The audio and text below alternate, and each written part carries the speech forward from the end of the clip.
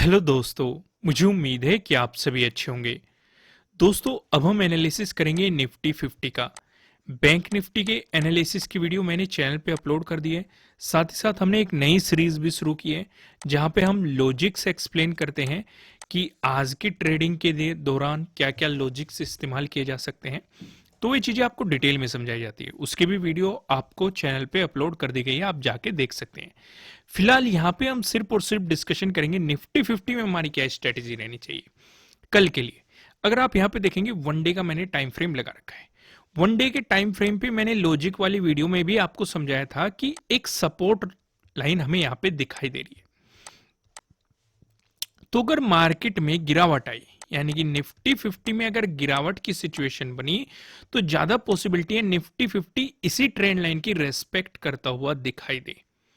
पहली पॉसिबिलिटी ये रहेगी कि आप अगर नेगेटिव मोमेंटम बना तो इसी ट्रेंड लाइन पे आप सपोर्ट यानी कि अपना प्रॉफिट बुक करेंगे। अगर इसका ब्रेकडाउन आ गया तो आपको और भी बड़ी सेलिंग अपॉर्चुनिटी मिल सकती है। हालांकि नीचे की तरफ क्या लेवल रहेंगे वो हम आगे डिस्कस करेंगे, प्राइस एक्शन के अकॉर्डिंग और पिवट पॉइंट के अकॉर्डिंग भी चीज़ों को समझेंगे। नो ट्रेडिंग जोन को भी समझेंगे, कहाँ पे हमें ट्रेडिंग नहीं करनी है, सारी चीज़ों को हम डिटेल में समझेंगे। फिलहाल इस चीज़ को ऑब्जर्व करो। सिर्फ इतना ही नहीं, ऊपर की तरफ भी मैंने एक जोन मार्क कर रखा है। अगर आप देखेंगे, अगर आप नवंबर में जाएंगे तो नवंबर में आपको इस जोन पे रेजिस्टेंस देखने को मिला था। फिर नवंबर में ही आपको इसका ब्रेकआउट मिल गया था इस जोन का। फिर इस पे सपोर्ट देखने को मिला था, यानी कि एक रेजिस्टेंस जोन था, ब्रेकआउट मिला, सपोर्ट बन गया। फिर ध्यान से देखेंगे, फिर से इसका ब्रेकडाउन मिला, फिर से आपको रेजिस्टेंस देखने को मिला है, यानी कि फिर से ब्रेकडाउन मिला और यहाँ पे रेजिस्टेंस रेजिस्टेंस था, ब्रेकआउट मिलके सपोर्ट बन गया, फिर से ब्रेकडाउन मिला, फिर से रेजिस्टेंस बन गया। ये इतनी सिचुएशन आपको इस जोन पे दिखाई दे रही है। ये क्लियर समझ में आ गया। अब यहां से हमें क्या पता चलता है, हम यहां पे अगर ध्यान से देखेंगे, इस वाली कैंडल में भी हमें एक रिवर्सल देखने को मिला, इस वाली कैंडल में भी आप देखेंगे, इस वाली कैंडल में भी देखो। यानी कि हम एक बात ऑब्जर्व कर रहे हैं, जब जब मार्केट इस जोन में जा रहा है, एक तरीके से ये हमारे लिए सप्लाई जोन की तरह एक्ट कर रहा है।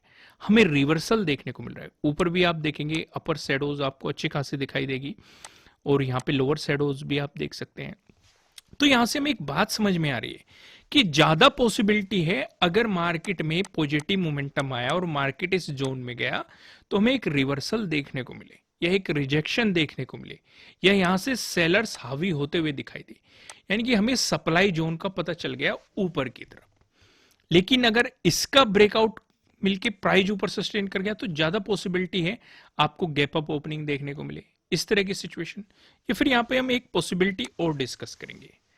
अब मान लो, ये तो हमने नॉर्मल डिस्कशन किया, अगर आपको गैप अप ओपनिंग देखने को मिल गई इसी जोन में, तो पॉसिबिलिटी क्या है? पहली पॉसिबिलिटी जो सबसे ज्यादा बड़ी है वो रिवर्सल की है, कि मार्केट आए, इस गैप को फिल करे। इसके पीछे एक रीजन और है, क्योंकि अगर आप देखेंगे मार्केट में एक डाउन ट्रेंड चला हुआ है निफ्टी 50 में। हालांकि बैंक निफ्टी में हम ये कम सिचुएशन देख रहे हैं, निफ्टी 50 में हमें ज्यादा दिखाई दे रही है। तो अगर उस सिनेरियो को फॉलो करें तो आपको यहां से एक रिजेक्शन देखने को मिल सकता है। लेकिन अगर यहां पे प्राइस सस्टेन किया तो दूसरी जो सबसे बड़ी पॉसिबिलिटी है वो मार्केट को साइडवेज कर देगी। अगर साइडवेज की सिचुएशन बनी तब भी हम ट्रेडिंग को अवॉइड करेंगे। बेहतर क्या रहेगा, आपको पहली कैंडल को ऑब्जर्व करना है, 15 मिनट की कैंडल पे चले जाना और देखना है मार्केट इस रेंज से किस तरफ निकलता है। अगर इसी रेंज में घूमता रहा, 15 मिनट की जो पहली कैंडल बनेगी, तो आपको ट्रेडिंग को अवॉइड करना है। अगर इसका ब्रेकआउट या ब्रेकडाउन देके किसी भी तरफ निकलता है तो देखते हुए, प्राइस एक्शन को देखते हुए, नजदीकी सपोर्ट रेजिस्टेंस को देखते हुए आप किसी पोजीशन की तरफ मार्केट में जा सकते हैं। अब दूसरा सेम सिनेरियो हम डिस्कस करेंगे। अब अगर गैप डाउन ओपनिंग मिल गई आपको और इस सपोर्ट लाइन पे मिल गई, क्योंकि मार्केट यहां पे सपोर्ट दिखाई दे रहा है, यहां पे भी आपको बेहतरीन बेहतरीन रिजेक्शन देखने को मिल रहा है। आप देखेंगे लोअर शेडोज इन सपोर्ट लाइन पे, ये भी सिचुएशन दिखाई दे रही है। अगर इस पे आपको एक गैप डाउन ओपनिंग देखने को मिल गई तो आपको प्राइस एक्शन को फॉलो करना है कि मार्केट किस तरीके से यहां पे मोमेंटम कर रहा है। अगर इसका ब्रेकडाउन देखिए वहीं से गिरना शुरू हो गया, क्योंकि एक नेगेटिव सिनेरियो है, तो सेलिंग अपॉर्चुनिटी को मिस नहीं करना है। लेकिन अगर इसी के पास साइडवेज हो गया तो ट्रेडिंग नहीं करनी है। अगर यहां से सपोर्ट लेके ऊपर की तरफ दिखाया तो आपको बाइंग अपॉर्चुनिटीज मिल सकती है। हालांकि मैं कुछ चीजें और भी आपके साथ आगे डिस्कस करूंगा जिससे कि आप इस चीज को अच्छे तरीके से समझ पाएंगे। तो वन डे के टाइम फ्रेम पे बस मैं आपको दो चीजें समझाना चाह रहा था। एक तो ये ट्रेंड लाइन जिसपे आपकी खास नजर होनी चाहिए, और एक ये जोन जहां से हमें बार बार रिजेक्शन देखने को मिल रहा है। ये एक इंपॉर्टेंट रोल प्ले कर रहा है मार्केट को जब भी इसके पास मार्केट जा रहा है। यहां तक चीजें क्लियर होगी। अब मैं आपको सीधा लेके चलता हूं प्राइस एक्शन के अकॉर्डिंग सपोर्ट और रेजिस्टेंस का। यहां पे मैं पहले कुछ चीजें मार्क करूंगा। अगर आप इस जोन को देखेंगे, जब तक इस जोन से मार्केट ऊपर नहीं निकलता है तब तक बाइंग के बारे में गलती से भी नहीं सोचना है आपको। क्लियर है? अगर आपको गैप अप की सिचुएशन देखने को मिली, मान लो मार्केट गैप अप ओपन हो गया और सीधा इस जोन में होगा 18,550 पे, इस जोन में मार्केट गैप अप ओपन हो गया। हम यहां पे क्या ऑब्जर्व कर रहे हैं, ये चीजें मैंने अभी आपको वन डे के टाइम फ्रेम पे समझाई। वो रिजेक्शन अलग था, उस पे वो एक बड़े टाइम फ्रेम पे हम देख रहे थे, वो चीजें अलग थी। यहाँ पे 15 मिनट का टाइम फ्रेम लगा हुआ है, यहाँ पे चीजें थोड़ी सी अलग है। वो गैप अप अलग था, ये गैप अप अलग है। अगर आपको एक कम रेंज का गैप अप देखने को मिला, यानी कि ज्यादा बड़ा गैप अप नहीं है, कम ही पॉइंटों का है, लगभग आप समझ सकते हैं 50 टू 60 पॉइंट का गैप अप है, क्योंकि वो बड़ा गैप अप था जो हमने वन डे के टाइम फ्रेम पे देखा। यहाँ पे आप देखेंगे, यहाँ पे आपको लगभग लगभग 200 पॉइंट का गैप अप था। अगर आप यहाँ पे देखेंगे मार्केट लगभग 18,500 के अराउंड है और ये 18,700 के अराउंड लेवल है, तो ये 150 प्लस पॉइंट का गैप अप था। तो ये सिचुएशन हमने डिस्कस किया, अगर बड़ा गैप अप या गैप डाउन देखने को मिला।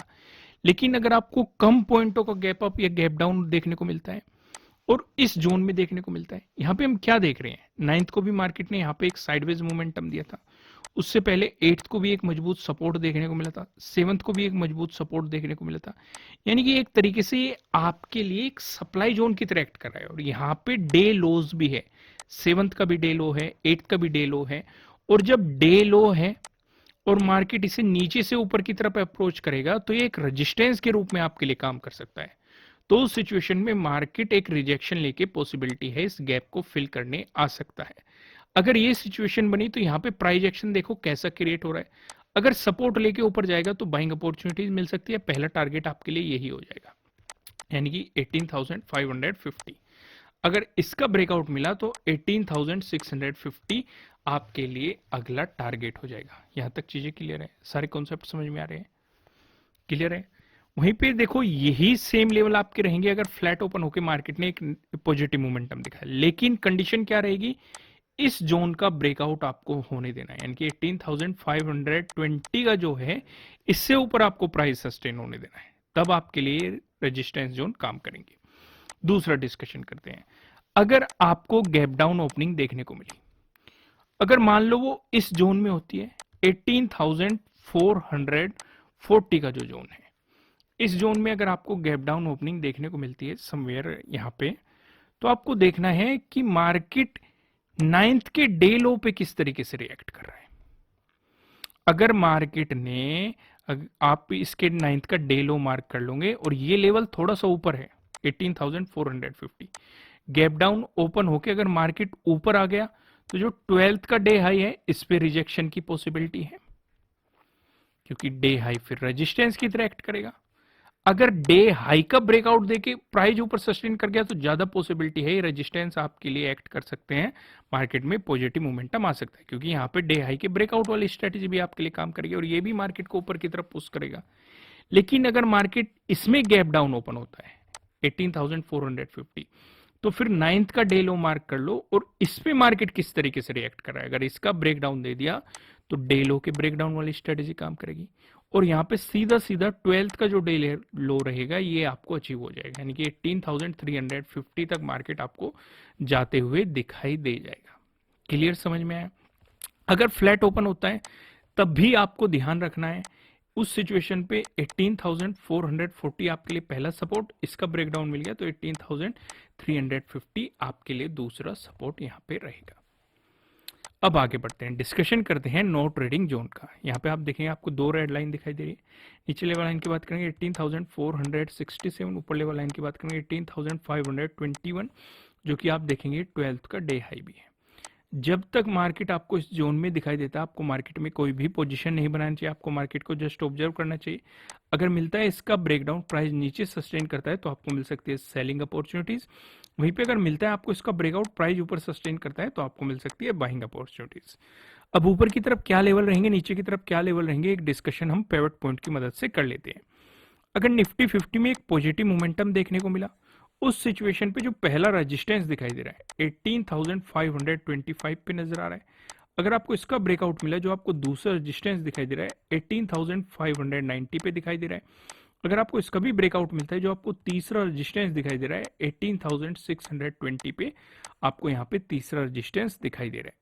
वहीं पे बात करें, अगर आपको निफ्टी 50 में एक नेगेटिव मोमेंटम देखने को मिला, उस सिचुएशन पे जो हमें पहला सपोर्ट नजर आ रहा है 18,428 पे नजर आ रहा है।